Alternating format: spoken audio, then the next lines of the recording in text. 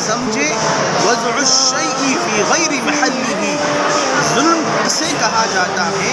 عربی عبارت ہے وضع الشیء فی غیر محلہ، کہ ایک چیز کو اٹھا کر دوسری جگہ رکھنا۔ اب ظلم کی 3 قسمیں بتائی گئی ہے۔ نمبر 1، اللہ کے ساتھ ظلم کرنا۔ اللہ کے ساتھ ہم کیسا ظلم کرتے ہیں؟ وہ سماعت فرمائے کہ بندہ اللہ کی عبادت کو چھوڑ کر، قرآن مجید کو پڑھنا چھوڑ کر، دینی کاموں کو چھوڑ کر کسی غیر اللہ کی پوجا کرے، یعنی اللہ کے ساتھ کسی اور کی عبادت سمجھے، کسی غیر اللہ کی طرف مائل ہو، تو یہ اللہ کے ساتھ شرک ہے۔ ان الشرک لظلم عظیم، شرک بہت بڑا گناہ ہے۔ کائنات میں سب سے بڑا گناہ اللہ تبارک و تعالیٰ کے ساتھ شرک ہے۔ نمبر 2، ظلم ایسا ہے، ظلم کی دوسری قسم یہ ہے کہ انسان اپنی خواہشات کی پیروی کرنے لگ جائے، سنتوں سے دور ہوتا چلا جائے، نوافل سے دور ہوتا چلا جائے، یہ ظلم کی دوسری قسم ہے۔ اللہ نے قرآن مجید میں کہا وما کان اللہ لیظلمہم، اور وہ لوگ خود اپنے آپ پر ظلم کرتے ہیں۔ ومن یتعد حدود اللہ فقد ظلم نفسہ، جو کوئی حد سے تجاوز کرتے ہیں وہ خود اپنے آپ پر ظلم کرتے ہیں۔ تو یہ ہو گئی ظلم کی دوسری قسم۔ ظلم کی تیسری قسم ہے اللہ کے بندوں اور مخلوق پر ظلم کرنا۔ کیسے؟ کسی کو مار دیا، کسی کو ستا دیا، گالی گلوچ کیا، یہ بھی تیسرا قسم ہے۔ 3 طرح کے ظلم کی وضاحت میں نے آپ کے ساتھ کی۔ ایک حدیث شریف بتا کر میں اپنی بات کو ختم کروں۔ اللہ کے نبی صلی اللہ علیہ وسلم نے صحابہ سے پوچھا، اے صحابہ، میری امت میں سب سے مفلس کون ہے؟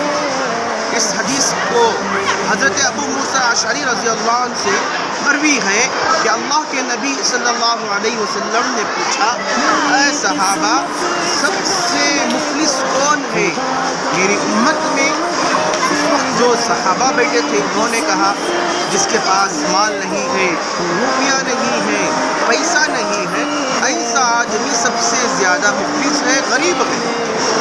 لیکن اللہ کے نبی صلی اللہ علیہ وسلم نے ارشاد فرمایا، میرا امتی مفلس وہ ہے جس کے پاس بہت سارا نیکیوں کا ڈھیر ہوگا، بہت سارے حج کیا ہے، بہت سارے عمرے کیا ہے، بہت سارے نیکیوں میں فاستبقوا الخیرات، خیرات کرنے میں آگے بڑھاؤ، ہر جانب میں نیک کام کیا ہو۔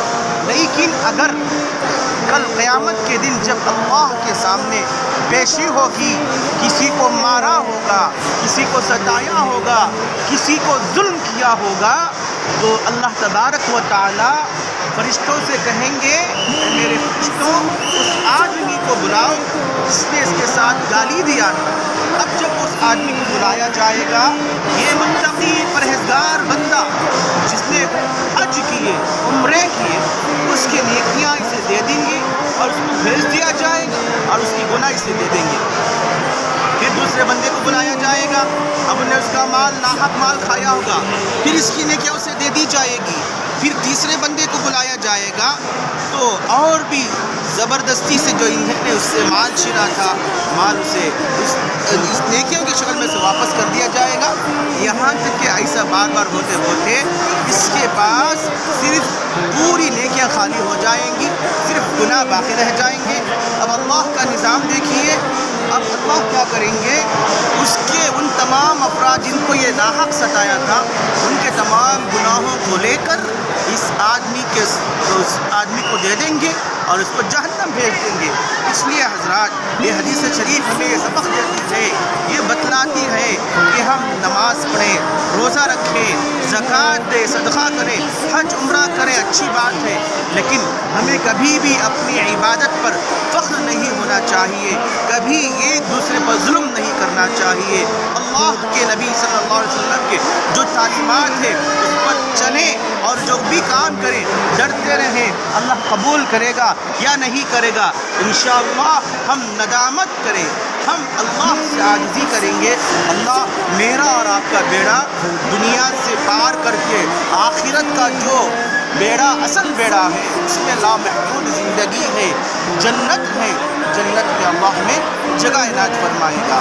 اللہ تعالیٰ کہنے سے سننے سے زیادہ عمل کرنے والا بنائے۔ آمین وآخر الدعوانا الحمدللہ رب العالمین۔ السلام علیکم ورحمۃ اللہ وبرکاتہ۔ السلام علیکم۔